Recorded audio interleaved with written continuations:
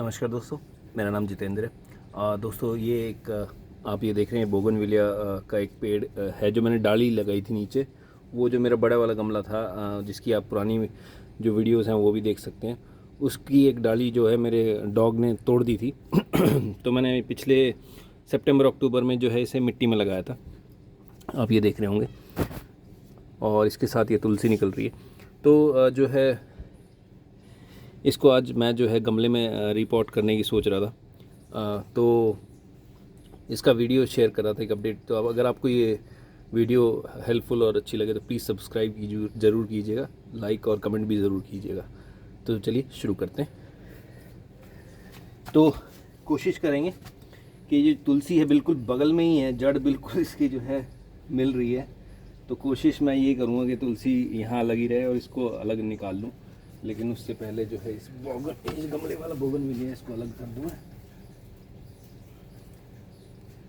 और अब इसको निकालने की कोशिश करते हैं।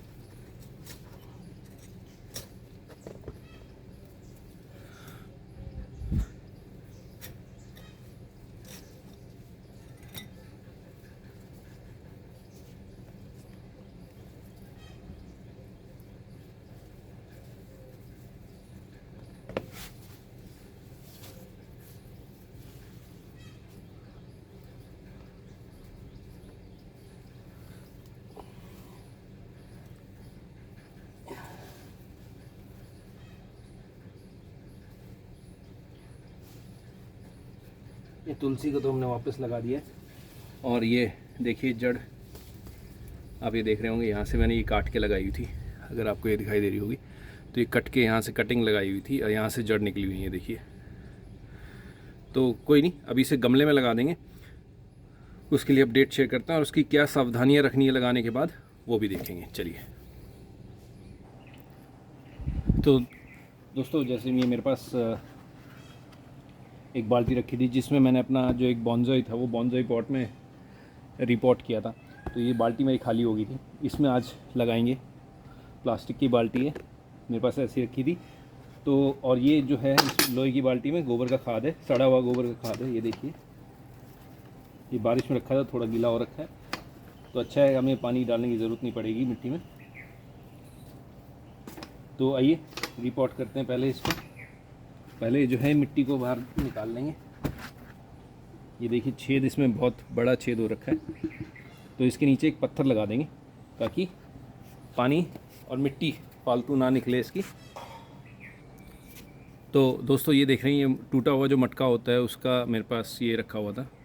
तो ये जो मटके का टूटा हुआ हिस्सा है, इसको ऐसे हम जो है ऐसे रख देंगे। ऐसे न मत रखिएगा कि नहीं तो चारों तरफ से ब्लॉक हो जाएगा ये। इसको हमेशा ऐसे उल्टा करके ऐसे रख दीजिएगा। देखिए पूरा कवर हो गया, लेकिन क्योंकि उठा हुआ हिस्सा है, मतलब ये ऐसे कर्व्ड है, मुड़ा हुआ है, ये देखिए ऐसे। तो ये बहुत मदद करेगा एक्स्ट्रा पानी जो है बाहर निकालने के लिए। तो हम इसको ऐसे लगा देंगे, देखिए अभी देख पा रहे हैं। और अब ये मिट्टी तैयार करेंगे। पहले जो पत्थर लग रहा था वो बहुत मोटा था, तो वो मैंने निकाल दिया। पहले ही मिट्टी तैयार करेंगे।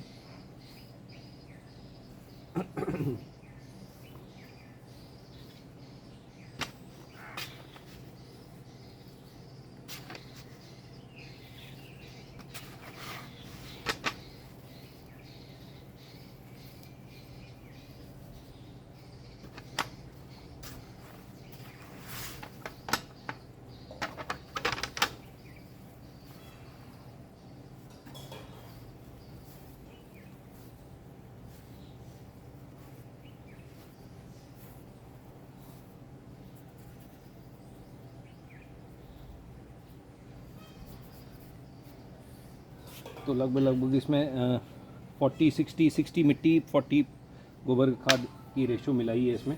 आप ज़्यादा भी मिला सकते हैं, मौसम ठंडा, इतना ज़्यादा कोई दिक्कत नहीं है। आप गोबर की खाद अगर आपके पास नहीं है तो वर्मी कंपोस्ट आप यूज़ कर सकते हैं। और ये जो बाल्टी है मेरे पास, इसमें हम डाल देंगे मिट्टी।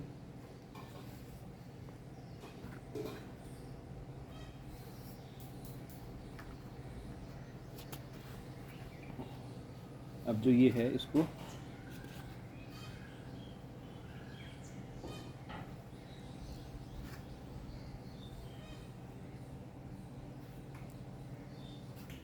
ऐसे लगा देंगे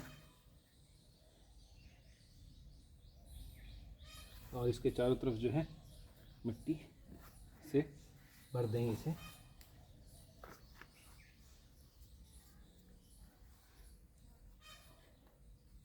और जो तना है इसका, तने के चारों तरफ हाथ से एक बार दबा देंगे मिट्टी, ताकि ये टेढ़ा ना हो।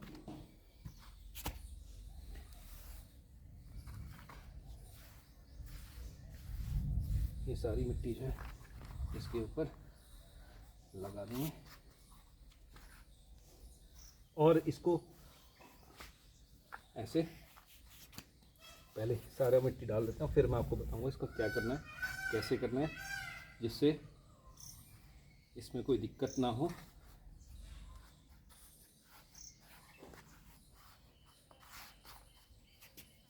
वैसे तो अभी बारिश का सीज़न है,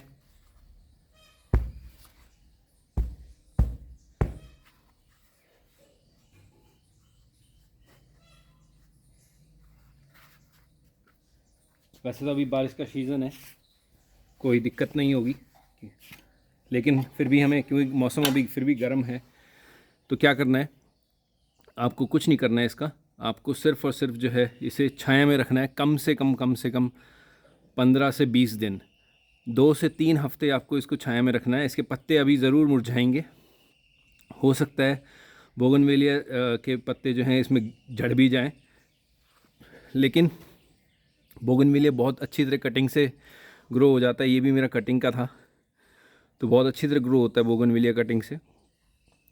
कुछ नहीं करना है आपको, सिर्फ़ और सिर्फ छाया में रख दीजिए। कोई इसमें और एक्सटर्नल कोई और खाद ना डालें अभी, कम से कम 1 महीना। 1 महीने के बाद जो है आप गोबर का खाद दोबारा डाल सकते हैं, लेकिन हमने अभी डाल दिया, तो अभी इस एटलीस्ट सर्दियों तक कोई ज़रूरत नहीं है आपको कोई भी खाद यूज़ करने का, क्योंकि अभी जड़ें इसकी सारी टूट गई हैं, क्योंकि जड़ें हमने नेकेड कर दी थी। तो इस वजह से इसको अभी जो है ये मान के चलिए कम से कम हफ्ते में ये जो है हफ्ता भर मुरझाया रहेगा, पूरा का पूरा पेड़ मुरझाया रहेगा। उसके बाद ही ये जो है या तो अपनी नई डालियाँ निकालेगा या इन पत्तों को उठाएगा दोबारा से, क्योंकि बहुत ज़्यादा पत्ते हैं, बहुत ज़्यादा हैं। तो मैं अभी इसमें कटिंग या प्रूनिंग नहीं कर रहा हूँ, अभी ऐसे के ऐसे लगा दिया है इसको। लेकिन अभी देखेंगे इसकी कंडीशन कैसी रहती है, उसके हिसाब से इसके ऊपर एक्शन लेंगे। लेकिन कोई दिक्कत नहीं होगी, पेड़ ज़रूर लग जाएगा। हो सकता है महीना 1.5 महीना ले जाए, लेकिन ज़रूर रिवाइव हो जाएगा और बहुत अच्छी तरह रिवाइव होगा।